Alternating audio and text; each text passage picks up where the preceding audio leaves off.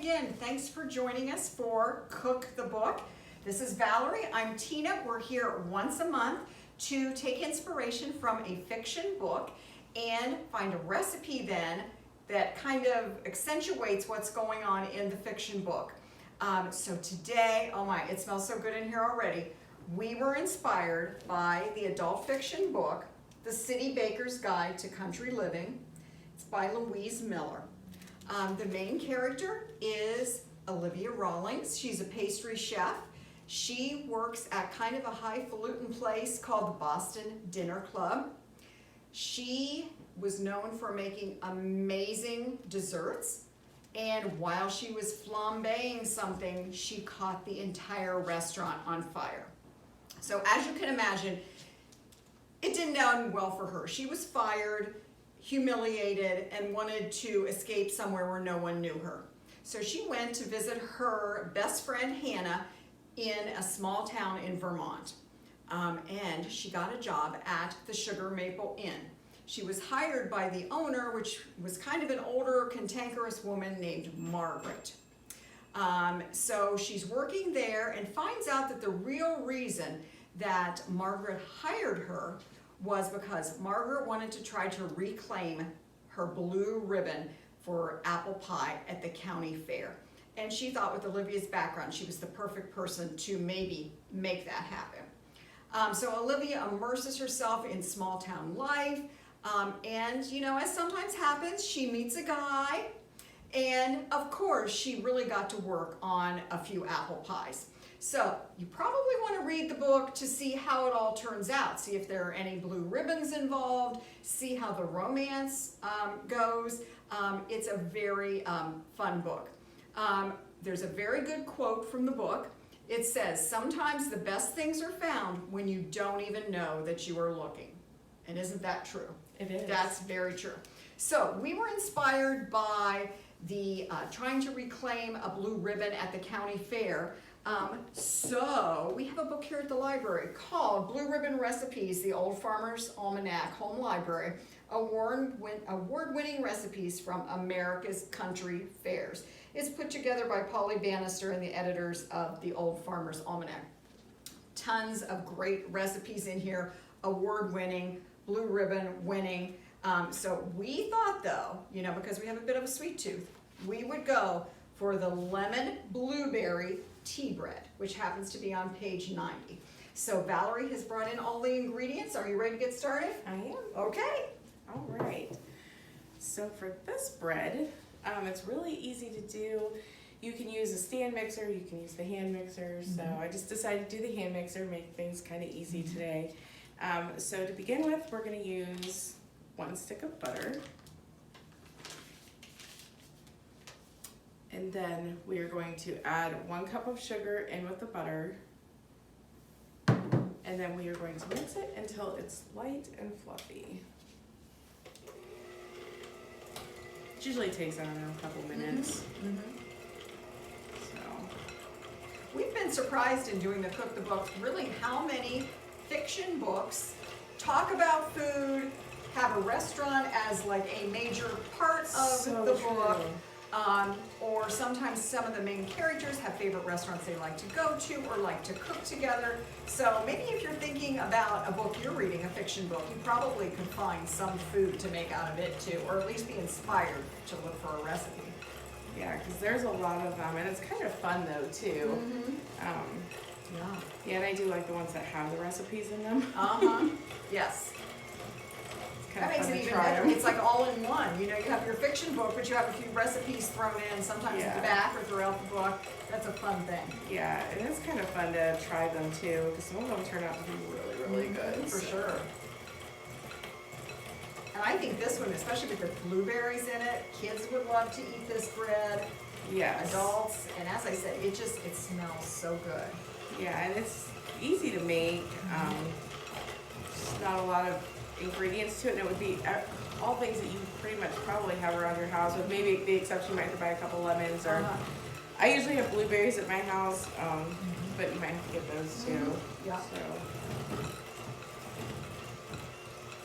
we're getting there here. You just want it to be kind of starts out kind of yellowish as the butter color, but then you know it's getting kind of the consistency you need it to be when it lightens up a little bit. Oh, that's good to know. I did not know that. So let me scrape down the bowl here. Let me make sure you get everything blended, but you can see it's kind of lightening up in color. Yes. So turn that off.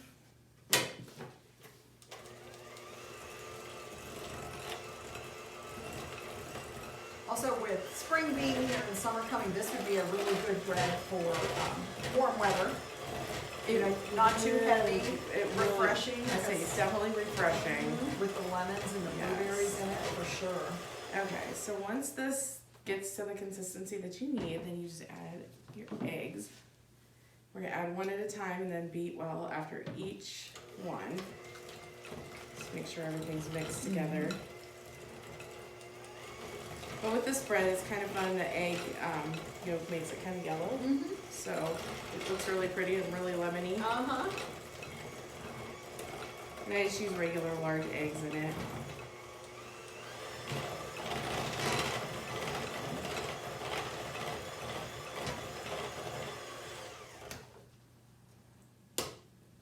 See, that's why I don't splash it everywhere.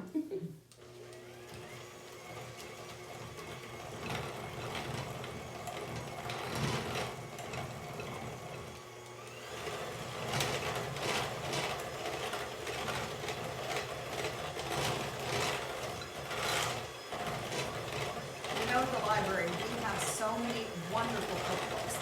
We have ones from very recent authors. We have some old standbys. So if you ever stop in the library, take a look at our cookbook section. It's very big. Lots of specific cookbooks too, for pastries or for cookies or for meats or wild game. Pretty much any kind of specific area, we do have a cookbook for it. We do. Plus, I love all of the more modern cookbooks like the Lee Drummond. I do too. Rachel Ray. I love those cookbooks. Oftentimes they say I just like to read cookbooks, maybe even if I'm not intending to make anything, because oftentimes they'll include little stories or what makes the recipe special to them. They do, and they're really pretty too. That too. A lot of times they have really great photographs in them, so that's they're true. kind of fun to look at. That's true. Okay, so to the flour, we're gonna add baking powder. We're gonna add 1.5 teaspoons. And for our flour, we just needed, I believe it was 1.5 cups. It is, well, we started out with 1 2/3 cups flour. And then actually, where'd it go? There it is. Couldn't find the tablespoon. We just add a little bit into the blueberries. So that way they won't stick together, so. I never knew that either. That's neat. Well, not necessarily stick together, but so they'll sit in the dough so they don't fall to the bottom. Very neat. I remember my grandma teaching me that too, so That's very that's neat. kind of fun. And speaking of grandmas, I bet in this Farmer's Almanac cookbook there are many old-timey recipes, you know, that maybe were passed down through generations. Or, Yeah, I would think so. So neat. So for the salt, it's just 1/4 teaspoon of the salt. So once you add that to the flour, just kind of mix it around. Okay. Let's get these right in there. So then what we're gonna do is we're just gonna add the flour in thirds along with the milk, which is 1/2 cup, and you're just gonna add that in halves. So let's go ahead. And you do the thirds just so it gets mixed around and well blended in? Yeah, and you can just guess, just kind of, because you start with the flour, then you add the milk, then flour, then milk, then you end with flour, so.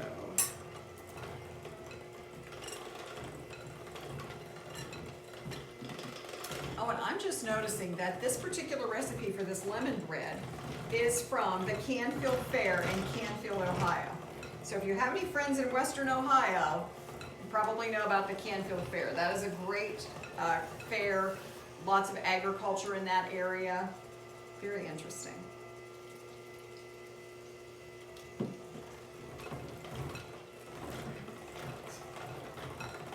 Yeah, this this bread's really easy to put together. Except if you don't use the stand mixer, you'll just have to stop to put your flour in it. And really, like pretty much all the recipes that we do on Cook the Book, this would be a great one to involve your kids with helping. Absolutely. They can help measure, they can help dump in, depending on their age, maybe they can man the mixer, or even just stand and watch you do it. That would be a great fun event for them, and really if they're helping with measuring, that could be a great learning experience too. I'd say measuring, yeah. My daughter likes to measure, so Yeah. not something she's easily able to do, especially if you just hand them the spoon and you're like, I just need one of these or two of these, and they're really good at that. The dough is looking so smooth and pretty. It really is.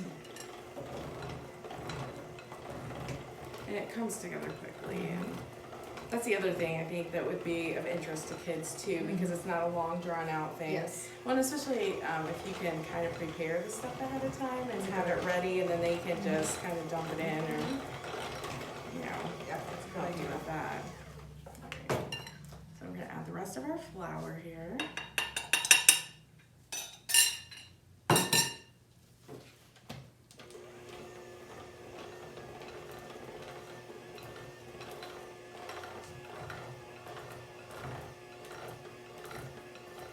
And this was fun today too, because I was able to find really big blueberries. They are very, very big blueberries, like really like almost nickel size. Yes. Very big. Those are the biggest ones I've seen this season.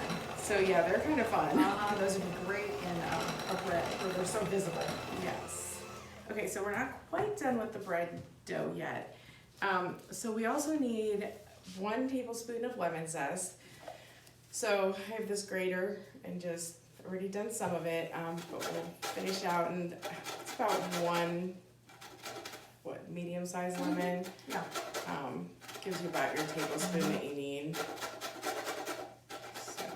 You know what you could do then? You can make yourself some iced tea to go along with your bread and use the inside of the lemon, squeeze it in your iced definitely. tea. There we go. Yes. Alright, so we're just gonna put this in here. And then along with this, we need 1 tablespoon of freshly squeezed lemon juice, which I did earlier, that's what's in here. So we'll just do our 1 tablespoon. Smelling very lemony and wonderful. It really is. And when you're doing that, is it important to keep your mixer on a lower speed just so it doesn't, or does it matter? Probably doesn't matter, but I do it so it doesn't fling it everywhere and it can get a chance to mix, because then once it's mixed, you can also just take it up a little bit. Yes. There you go. Alright. So I am just gonna do 1 little, oops. Make sure all of our stuff is mixed in here. Because I hate getting to the bottom of the dish and then finding out you dry powdery stuff down there. Yes. Gosh, I've done that so butter many that's times. not mixed Yes. So it's like we're actually good to go in here. Let's do 1 more real quick. And we are almost done with this. It's almost time for the giant blueberries. It really is. Okay. Oh, sorry about that. I got you with dough, I think. That's okay. I don't mind. kinda It'll make me crazy. smell better. It smells so lemony and great. It really does. Let's get some of the excess batter off the beaters here. Alright. So now, then you just take your blueberries, and there's the flour that was in it, so they kind of get kind of coated in that. You can just dump them in. And then you just want to fold them in. They're so big. They are so big and so pretty.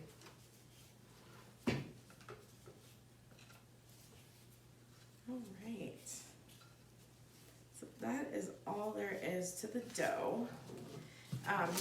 So what you want to do with your loaf pan, it's a 9x5. This is actually not a 9x5 loaf pan. Don't have one of those, so. But this is an 8x4, and it does work in here as well. So, but what you want to do is line it with parchment. And parchment is a great thing because your baked goods basically come right off it, so it's awesome. But what I'm gonna do, I'm gonna go a step further and I'm gonna spray it. And then after your bread has cooked and cooled, could you just even lift the whole, lift the whole paper and all out? And it would look nice, yeah. Alright.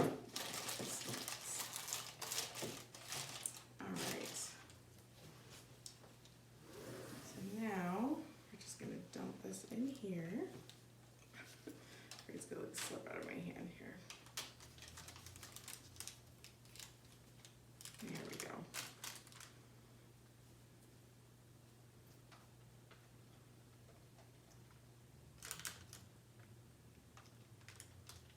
Yeah, I was worried about this cooking over the pan since I didn't quite have the right size, and it didn't. It stayed in there even with this size pan, so. So it expands a little bit, but not a huge amount. Right.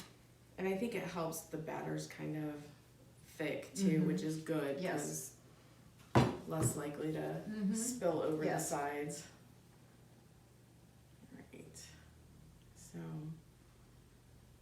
and then you'll put this in a preheated oven that's 350 degrees. And with the smaller pan, it says about 60 minutes, but with the smaller pan, it ended up being about an hour and 15 minutes. And it was fine. I mean, it didn't get too dark. But what I did about at the hour mark, after I tested it, because I use a wooden pick to test it, just to see, and it still was pretty raw in the middle. So then after I did that, then I took a piece of foil and just gently laid it. I didn't push it down or anything. I just laid it on there, because that'll help it to keep from browning too much.